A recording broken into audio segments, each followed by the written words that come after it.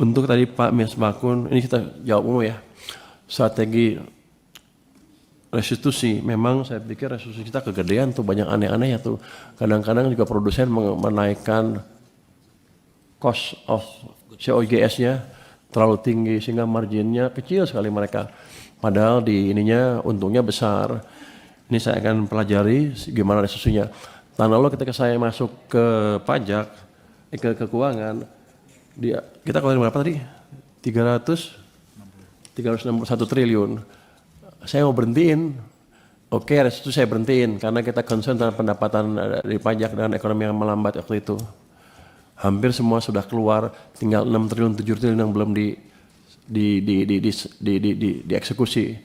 Jadi saya nggak bisa menyelamatkan terlalu banyak tahun lalu dari proses restitusi. Cuman saya agak heran kenapa sekian bulan cepet-cepet banget kayaknya ngabisinnya. Jadi ada yang aneh pasti di situ. Nanti saya akan investigasi.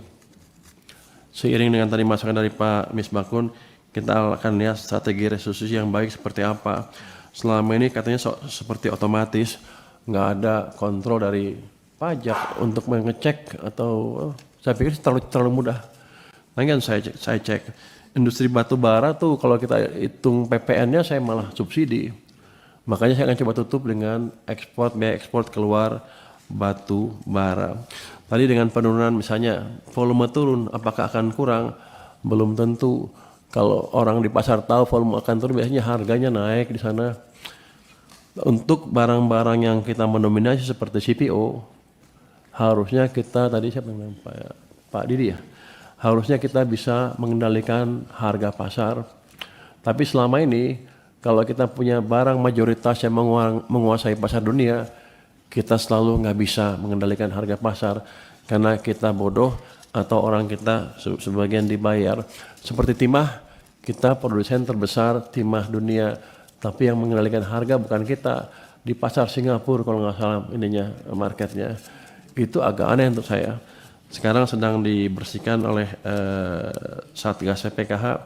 Tadi juga ada masukan bahwa kenapa PNBP kita naik ya? Tapi tahun depan turun. Dan sebagian income dari PNBP itu berasal dari hasil dari Satgas PKH sekitar 20 triliun lebih. Jadi match itu kalau itu kita kurangkan dengan dividen yang diambil BUMN ya segitu kira-kira. Tapi yang saya sadari apa? Saya pikir tadi dengan mungkin mereka dengan kondisi yang lebih canggih manage income-nya, kita bisa menutup kekurangan 80 triliun karena dividen yang berpindah ke Danantara tadi. Ternyata nggak bisa. Jadi saya harus betul-betul merapikan instrumen pajak dan bea cukai di tempat saya untuk mengurangi betul-betul kebocoran dan mendeteksi under invoicing semaksimal mungkin. Di tempat kita, Pak Misbakun, ternyata orang-orang keuangan banyak yang pintar. Saya suruh mereka ada LNSW ya. Saya suruh mereka hitung, cari deh gimana sih under invoicingnya. Biasanya perusahaan tuh CPO ekspor dari setempat ke Amerika misalnya, dia lewat Singapura. Yang dilaporkan ke kita yang Singapura aja, data ke sana nggak pernah ada. Kita sekarang bisa dapat data sana dengan bantuan AI dan kita bisa deteksi 10 perusahaan besar saya periksa. Rata-rata itu mereka yang dilaporkan setengah harganya dari harga yang di Amerika. Dan mereka ambil untungnya di perusahaan di tengah-tengah Singapura. Jadi pajaknya mungkin kecil di Singapura, jadi mereka taruh di situ. Jadi kita dirugikan secara signifikan. Ini sebentar lagi akan kita kejar, studinya udah clear. Hanya saya sedang hitung apakah data itu yang di Amerika itu bisa dipakai di pengadilan atau tidak. Tapi paling enggak kita punya bukti awal memang data kapal per kapal ada manipulasi yang cukup luar biasa. Artinya selama beberapa tahun kita dikebulin para pengusaha CPO maupun ada kalau batu bara belum kita dapat, tapi utamanya CPO nanti kita akan kejar itu. Jadi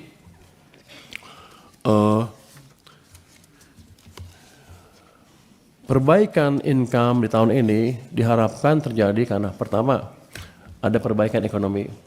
Karena keberhasilan kita dengan petunjuk dan dukungan dari Komisi 11 tahun lalu, kita bisa mengembalikan arah ekonomi, membalik arah ekonomi. Saya yakin ekonomi kita sekarang bisa tumbuh lebih cepat daripada yang ditargetkan di APBN. Itu otomatis akan menaikkan pendapatan pajak. Assuming kita lihat di bulan Januari sudah mulai kelihatan hasilnya. Itu. Yang kedua, kita akan tertibkan instrumen pengumpulan pajak kami, pendapatan kami dari bea cukai maupun dari pajak. Setahun ke depan akan berubah sama sekali dan kita kinerja mereka, saya harap ya, itu Mas, bisa, siap. Jadi itu, terus kita gunakan semua advance teknologi yang mungkin untuk mendeteksi kebocoran-kebocoran yang ada. Jadi saya harap dengan langkah-langkah itu, tanpa menaikkan tarif pajak atau mengenakan pajak yang baru, kita bisa mendapatkan target yang disebutkan di APBN 2026 sebesar 2.397. Karena kalau kita jaga ceteris paribus harusnya bisa membaik ke depan kalau kita lihat angka bulan Januari. Untuk pajak-pajak yang tambahan seperti minuman keras, pajak karbon, dan lain-lain, kita akan lihat kondisi ekonomi kita seperti apa.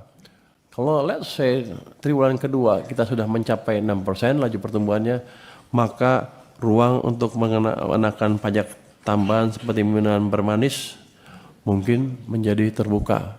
Tanpa itu saya akan hati-hati sekali karena semuanya akan jadi melambat lagi. Kita udah mulai rebound ekonominya, tapi belum cukup kencang. Saya harapkan sih angka triwulan pertama tahun ini akan lebih meyakinkan lagi. Saya akan turun ke bawah untuk memastikan segala program-program pemerintah bisa berjalan dengan baik, sesuai tepat waktu, tepat sasaran, dan sedikit kebocoran. Download Tribun X sekarang, menghadirkan lokal menjadi Indonesia.